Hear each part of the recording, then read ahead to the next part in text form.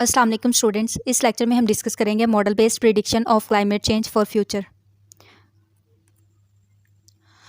अब जो फ्यूचर है, फ्यूचर की प्रिडिक्शन जो है डिपेंड करती है बेसिकली दो चीज़ों पे। एक तो अज्यूम्ड इमिशन सिनेरियोज पे और दूसरा क्लाइमेट मॉडल यूज़ जो हो रहे हैं। इमिशन सिनेरियोज क्या होते हैं? जो अज्यूम्ड करके बनाए होते हैं उन्होंने। तो ये दो बेसिक चीज़ें हैं जिनकी बेस पे हम प्रिडिक्ट कर सकते हैं कि फ्यूचर कैसा होगा। तो जो ऑल रिसेंट IPCC हैं, यानी कि inter governmental panel on climate change emission scenarios, इन्होंने इंश्योर किया कि जो ग्रीन हाउस गैसेस हैं ये सब इनकी कंसंट्रेशन बहुत ज़्यादा इंक्रीज़ हो रही है last decade to next few decade से। मतलब जो पिछला डिके होता है 10 ईयर्स का जो पीरियड, तो अगले फ्यू डिकेड्स तक इसकी कंसंट्रेशन मज़ीद इंक्रीज़ होती जाएगी। इसी तरह क्या होगा, जो वार्मिंग है वो भी बहुत ज़्यादा होती जाएगी। वार्मिंग को भी इसी तरह उन्होंने मेजर किया कि जो पिछले कुछ डिकेड्स थे, जैसे कि 20 ईयर्स का गैप कह सकते हैं या इससे ज़्यादा डिकेड, उसमें वार्मिंग कम थी। जैसे जैसे टाइम इंक्रीज़ हो रहा है इसकी वार्मिंग इंक्रीज़ होती जा रही है। अगर हम वार्मिंग की बात करें तो इसको हम प्रिडिक्ट कर सकते हैं। जो सी की सरफेस है, सी की सरफेस पे बहुत ज़्यादा वार्मिंग होती है एज़ कम्पेयर टू जो ओशन की डीप सरफेस है, वहाँ पे कम होती है। यहाँ पे दो ओशंस की बात की गई है, southern and north Atlantic oceans. अब वार्मिंग की वजह से जो सी की सरफेस है उस पर जो स्नो कवर होता है या सी की आइस होती है वो ग्रेजुअली डिक्रीज़ हो रही है, जिसकी वजह से क्या हो रहा है कि ग्लोबल वार्मिंग इंक्रीज़ हो रही है और ह्यूमिडिटी और प्रेसिपिटेशन भी इंक्रीज़ हो रहे हैं।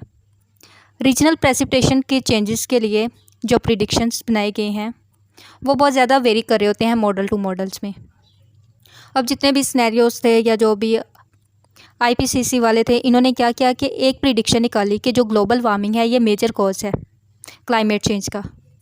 और इन्होंने देखा कि ग्लोबल वार्मिंग की वजह से प्रेसिपिटेशन इंक्रीज़ हो रहे हैं नॉर्दर्न लैटिट्यूड्स में, जो कि मिड लैटिट्यूड्स तक फैले हुए हैं विंटर्स में, और इसके अलावा ये डिक्रीज़ हो रहे हैं सब ट्रॉपिक्स में। इसकी वजह से क्या हो रहा है, जो ट्रॉपिक्स एरियाज़ हैं वहाँ पे ओवरऑल इंक्रीज़ हो रहा है रेनफॉल का, वहाँ रेनफॉल ज़्यादा हो रही है। लेकिन हम कह सकते हैं जो क्लाइमेट की प्रिडिक्शन है फ्यूचर के लिए वो सिर्फ हम रीजन्स की बेस पे कर सकते हैं, क्योंकि हर रीजन का क्लाइमेट जो होता है वो चेंज होता है। हम देख रहे हैं जो ट्रॉपिक्स एरिया वहाँ पे रेनफॉल जो है वो इंक्रीज़ हो रही है। इसका मतलब ये है कि रेनफॉल जो फ्यू डिकेज है नेक्स्ट डिकेज वहाँ पे भी बहुत ज़्यादा इंक्रीज़ होती जाएगी ट्रॉपिक्स रीजन्स में। साइंटिस्ट ने दो तरह के मॉडल्स बनाए हैं जो प्रिडिक्शन करते हैं फ्यूचर की।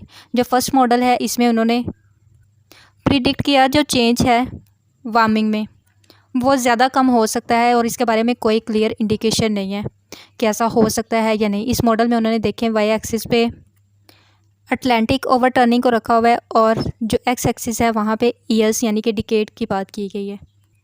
इस मॉडल के बाद एक सेकंड मॉडल बनाया गया जो IPCC की थर्ड असेसमेंट रिपोर्ट है।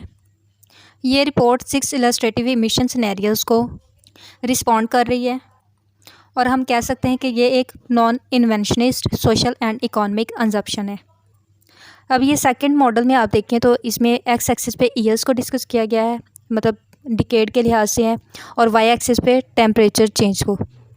प्रिडिक्शन के अकॉर्डिंग जो टेम्परेचर चेंज है यानी कि जो वार्मिंग है वो 1.4 से 5.8 डिग्री सेंटीग्रेड तक हो जाएगी 1990 से 2100 तक।